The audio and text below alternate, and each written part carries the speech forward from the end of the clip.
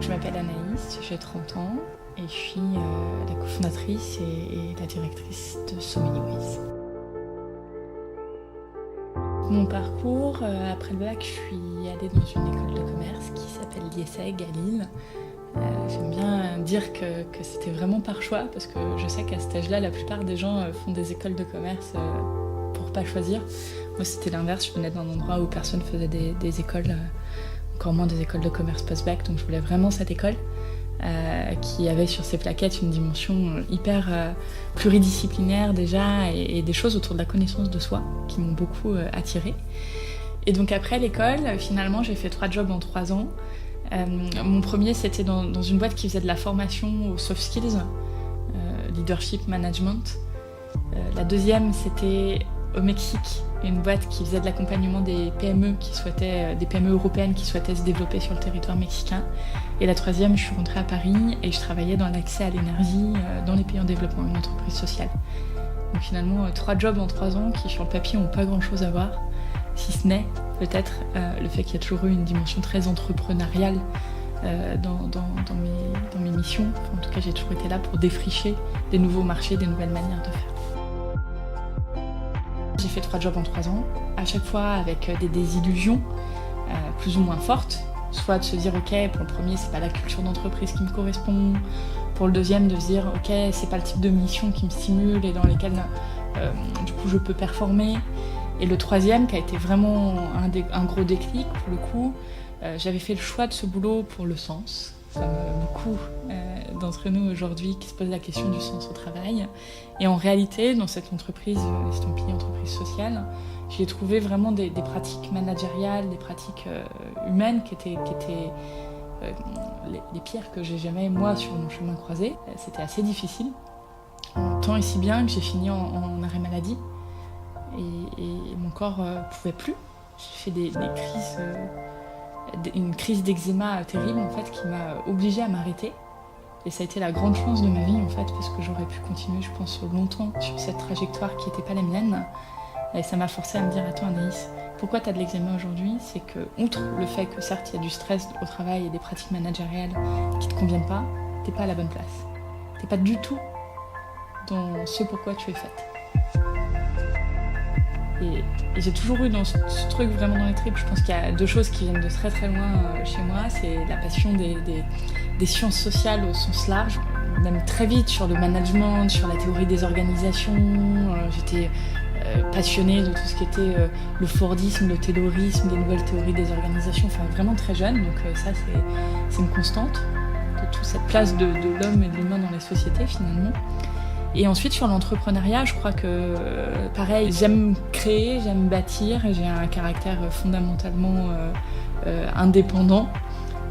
J'ai très vite su que j'avais envie de mener ma propre barque.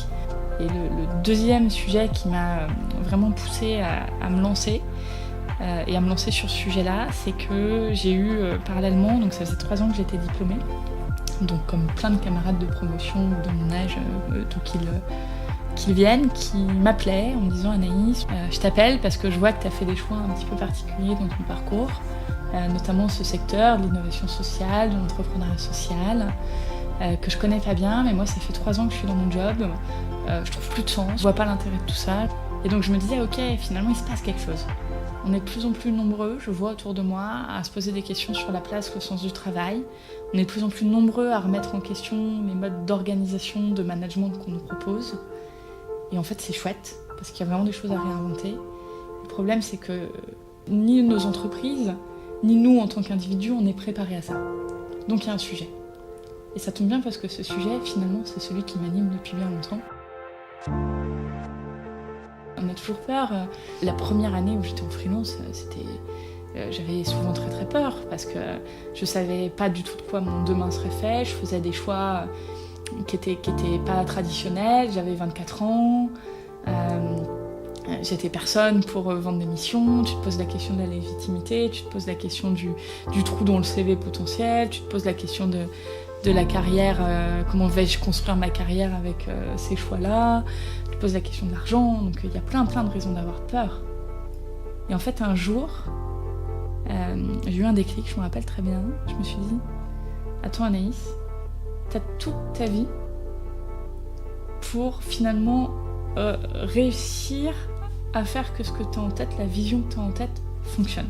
Enfin, existe plus que fonctionne. T'as toute ta vie pour que ce que t'as dans les tripes existe. Donc relâche le niveau de pression.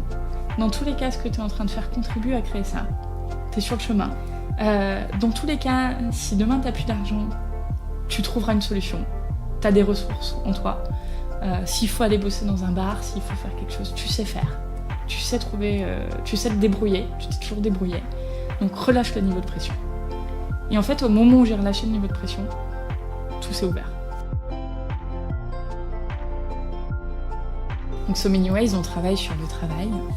Notre objectif, c'est de permettre de faire émerger une nouvelle culture du travail au sens large, qui soit plus respectueuse des singularités, des envies, des besoins des individus, et de permettre à chacun d'acquérir les clés, les compétences, pour être en capacité de trouver sa place dans ce monde du travail, celle qui lui correspond, à chaque étape de son parcours professionnel. Donc concrètement, on agit à 2 niveaux. On agit au niveau des individus pour leur permettre de se poser les bonnes questions, de mieux se connaître, d'identifier quelle est la prochaine étape de leur parcours pro et surtout comment ils pourront gérer une trajectoire professionnelle tout au long de leur vie qui va demander de bifurquer, de changer pour s'adapter en permanence au monde du travail qui bouge, au monde tout court qui bouge et à leurs envies qui bougent aussi. Et d'autre part, comment on accompagne les entreprises à se transformer, à transformer leur manière de faire, de penser, leur mode de management, d'organisation, pour remettre l'humain au centre. Il y a plusieurs niveaux. Il y a déjà donner les clés aux gens, aux individus dans les entreprises, pour qu'ils se posent les bonnes questions pour eux et qu'ils se disent « Ok, quels sont mes talents justement, quelles sont les choses que j'aime faire, quel est l'environnement de travail qui me correspond, quel est le type de management qui me correspond, quel est le type de projet qui me correspond. » Et ensuite, comment ça, je peux le trouver dans mon entreprise. Ou parfois en dehors. Je veux dire, il faut aussi changer la manière de penser. Parce qu'il y a un truc qu'on n'a pas appris à l'école, qui est pour moi hyper clé, c'est d'identifier et d'exprimer ses besoins. Donc on n'est pas conscient de nos besoins, on ne sait pas ce qu'on veut. On sait souvent un peu plus ce qu'on veut pas que ce qu'on veut d'ailleurs. Et encore, c'est souvent dans un espèce de fourre-tout magmatique où on ne sait plus exactement finalement ce qui va et ce qui ne va pas. Donc apprendre à identifier ça, à se poser les bonnes questions, et ensuite oser le dire. Ça, c'est notre responsabilité en tant que collaborateur, en tant qu'individu quand on est dans une entreprise. Parce que sinon, considérer que le manager, le RH, le directeur peut trouver la solution pour nous et lui renvoyer la responsabilité alors que nous-mêmes, on ne sait pas poser les bonnes questions, je veux dire, les managers, les RH ne sont pas médiums, ils ne lisent pas dans nos cerveaux. Et c'est normal, c'est des humains. Donc ça, c'est le premier point. Une fois qu'on s'est dit ça, il faut aussi former les managers à créer les conditions pour que les collaborateurs osent exprimer leurs besoins, former les managers à permettre aux collaborateurs d'identifier leurs propres besoins aussi, et les former à changer de posture face à ça. Et le troisième niveau, c'est les ressources humaines, et puis après la direction évidemment. Pareil, un changement de posture à avoir vis-à-vis de ça, un changement de regard avant tout, d'accepter des choses qui n'avaient peut-être pas lieu avant. C'est-à-dire qu'aujourd'hui, on vient dans une entreprise, on y reste 2 ans, 3 ans, 4 ans, on part. Ou aujourd'hui, on vient dans une entreprise, on fait un métier, puis au bout de 2 ans, 3 ans, on a envie d'en faire un autre. On a envie de passer de la finance à l'ingénierie, du marketing au RH. En tout cas, il y a beaucoup plus de... C'est moins linéaire. Et c'est pas le mode de pensée traditionnel et habituel des entreprises. Mon regard sur la quête de sens vis-à-vis du travail et en particulier des nouvelles générations, c'est mon cœur de sujet, donc forcément c'est un phénomène que j'observe depuis 4-5 ans avec attention et passion. Moi, ma conviction là-dessus, c'est que c'est quelque chose qui est beaucoup plus contextuel que générationnel. C'est-à-dire que je pense que ce qui se joue à travers le comportement des nouvelles générations aujourd'hui, c'est pas lié au fait que ce soit les jeunes, c'est lié au moment de l'humanité auquel on est arrivé, qui questionne la place et le sens du travail. Alors, je dis ça dans nos pays développés. C'est-à-dire qu'il y a une pyramide de Maslow du travail, même en France d'ailleurs. Quand on a besoin de nous bouffer, quand on a besoin d'avoir un toit sur notre tête, la question du sens au travail, elle se pose pas. Et c'est normal, c'est un luxe de se poser la question du sens au travail. Du sens que le travail peut donner à notre vie, ce qui est différent. Et quand on dit le sens au travail, c'est souvent ça qu'il y a derrière. Donc ça concerne pas tout le monde, mais cette nouvelle génération qui revendique ça, qui veut ça, pour moi, elle est plus symptomatique de profondes mutations, de profondes transformations qui se jouent aujourd'hui, plutôt qu'un caprice générationnel qui va finir, comme on dit parfois dans les entreprises, par rentrer dans le moule et puis se taire. Non, je crois qu'aujourd'hui, on a un moment où on a la chance de pouvoir re-questionner la place et le sens du travail dans nos vies, parce qu'on s'est affranchi d'un certain nombre de contraintes. Nous, on est une génération qui a grandi dans un pays en paix, dans un moment où un certain nombre d'acquis sociaux sont là, et où du coup, on continue de vouloir aller au-dessus dans le sens qu'on veut donner à nos vies et dans le sens qu'on veut donner au travail. Et le pourquoi on travaille, il bouge au fur et à mesure de notre vie. C'est la question du sens au travail va avec ça. Moi, je dis souvent, le problème de ça, c'est que c'est subjectif. C'est-à-dire que ce qui fait sens au travail pour moi, c'est pas ce qui fait sens au travail pour toi. Donc pourquoi je travaille moi, c'est pas pourquoi tu travailles toi. C'est très personnel. Et le deuxième point, c'est que ça évolue dans le temps. C'est-à-dire pourquoi je travaille aujourd'hui et quel sens je trouve à mon travail aujourd'hui, c'est pas la même chose qu'il y a 5 ans pour moi, et ce sera pas la même chose dans quelques années. Le travail, il s'inscrit dans... C'est une des dimensions de nos vies. À moins d'être entier, elle sert à minima à gagner de l'argent. Et ça, on en a tous besoin. Mais une fois qu'on s'est dit ça, on ne travaille pas tous après pour les mêmes raisons. C'est-à-dire qu'il y en a qui vont préférer gagner moins d'argent pour trouver autre chose dans le travail, tandis qu'il y en a d'autres qui vont préférer bien gagner leur vie dans le travail pour avoir l'opportunité de faire d'autres choses à côté. Et c'est que 2 exemples parmi plein d'autres qu'on pourrait trouver. Mon premier conseil, c'est de se poser la question de pourquoi vous avez envie d'entreprendre.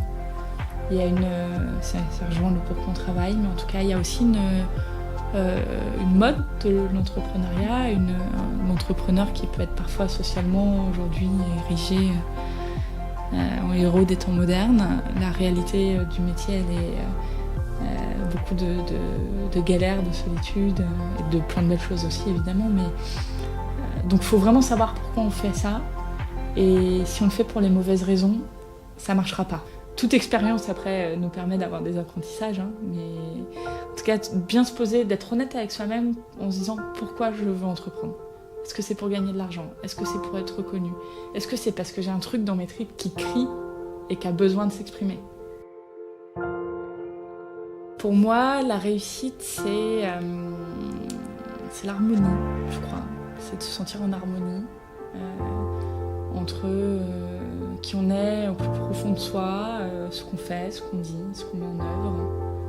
Ce qui me fera dire que j'ai réussi ma vie, c'est d'une part de pouvoir permettre vraiment à beaucoup de gens, beaucoup de gens, d'être en capacité de trouver leur place dans le monde du travail et donc dans le monde tout court à chaque étape de leur existence, à chaque phase de leur vie. Ça, c'est pour l'aspect professionnel, c'est vraiment ce qui me drive, et j'espère vraiment que j'aurai trouvé des solutions qui permettront à un maximum de personnes d'être plus équipées là-dessus. Et puis deuxièmement, parce que je crois que c'est hyper important, c'est les liens qu'on crée avec les gens. Donc j'espère que mes amis, ma famille, mes amours auront été présents tout au long de ma vie, pleine de riches rencontres, et que je me retournerai en me disant putain, vous êtes encore là, vous en avez pas marre, ça fait 60 ans, 70 ans que vous me supportez, bravo.